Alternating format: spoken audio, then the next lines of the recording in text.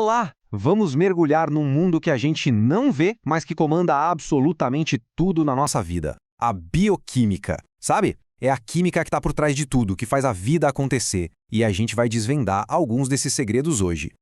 Já pararam para pensar nisso? Como é que um sanduíche, um prato de comida vira energia para a gente correr, vira músculo, vira até pensamento? Parece mágica, né? Mas não é. É ciência pura.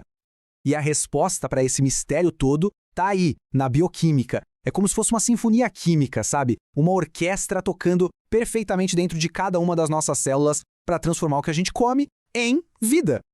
E para a gente entender como comida vira energia, a gente precisa conhecer a moeda de troca do corpo, o ATP.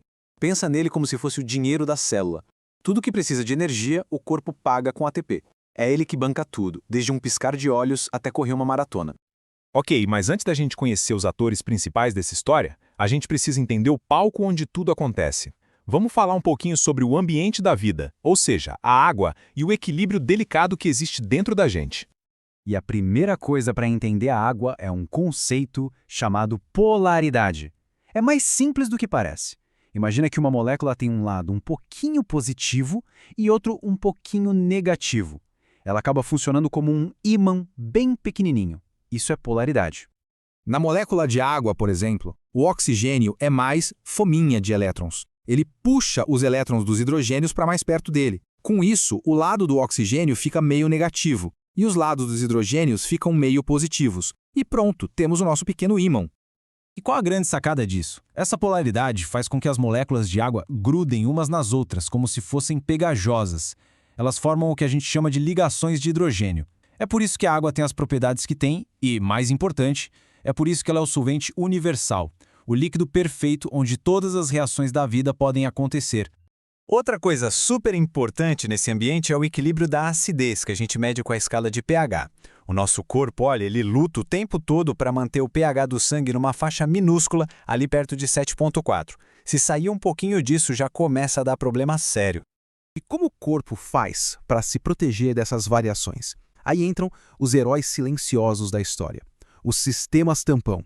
Eles agem como se fossem esponjas químicas, sabe? Se o ambiente fica muito ácido, eles absorvem o excesso. Se fica pouco ácido, eles liberam um pouco. Tudo para manter o pH estável e garantir que tudo continue funcionando direitinho.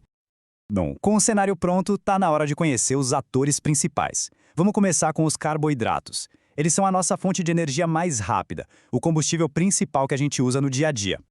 Os carboidratos são como se fossem peças de montar. A peça básica é o monossacarídeo, como a glicose. Se a gente junta duas peças, a gente tem um disacarídeo, tipo o açúcar do leite.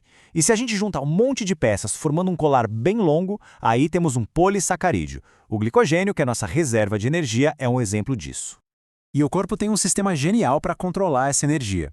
Depois que a gente come, o pâncreas libera insulina que fala para as células: pessoal, peguem essa glicose do sangue. Já quando a gente está em jejum, entra em cena o glucagon, que faz o contrário. Ele avisa o fígado para liberar a glicose que estava guardada. É um balé perfeito. Seguindo com nossos protagonistas, vamos falar agora dos lipídios e das proteínas.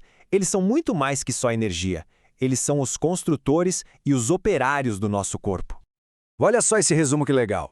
Os carboidratos, como a gente viu, são energia rápida.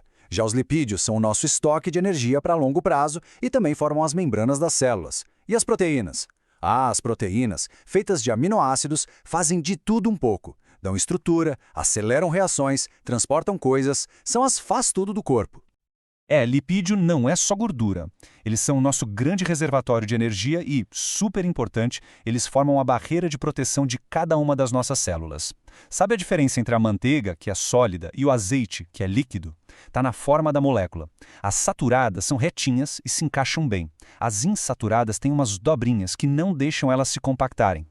Agora, as proteínas. Elas são, sem dúvida, as operárias mais versáteis do nosso corpo. E o mais incrível de tudo é que essa variedade imensa de funções, de formatos, de tudo, é construída com apenas 20 tipos de blocos de montar, os aminoácidos. Pensa nisso. Com um alfabeto de só 20 letras, a natureza escreve a história da vida. E a função da proteína depende totalmente da sua forma. Começa com uma sequência de aminoácidos, como um colar de contas. Depois, esse colar começa a se enrolar e a se dobrar, criando formas, como se fosse um origami. Essa forma 3D é o que vai dizer o que a proteína faz. E às vezes, várias dessas esculturas se juntam para formar uma máquina molecular super complexa. Então a gente já tem um ambiente, já tem os atores, mas está faltando alguma coisa, né? Como é que essas reações todas acontecem numa velocidade que permite a vida? Bom, aí entra a peça final do nosso quebra-cabeça, as enzimas, que são os aceleradores da vida. A diferença que uma enzima faz é absurda. Sem ela, uma reação química pode precisar de uma energia imensa para começar e levaria, sei lá, anos para acontecer. Com a enzima, a barreira de energia desaba e a mesma reação acontece milhões de vezes mais rápido. Sem elas, a vida como a gente conhece simplesmente não seria possível. E como elas fazem essa mágica? Toda enzima, que é um tipo de proteína, tem um lugarzinho especial chamado sítio ativo. É uma espécie de bolso com um formato 3D super específico, feito sob medida para uma molécula-alvo, que a gente chama de substrato. É ali, nesse encaixe, que a reação acontece.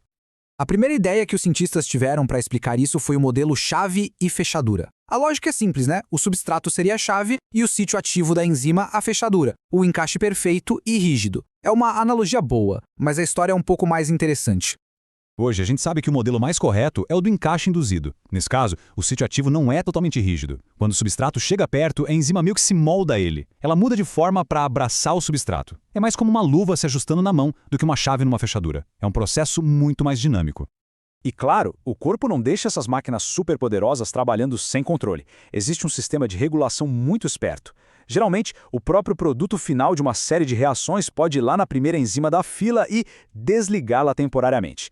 É um jeito genial de evitar desperdício, produzindo só o que é necessário.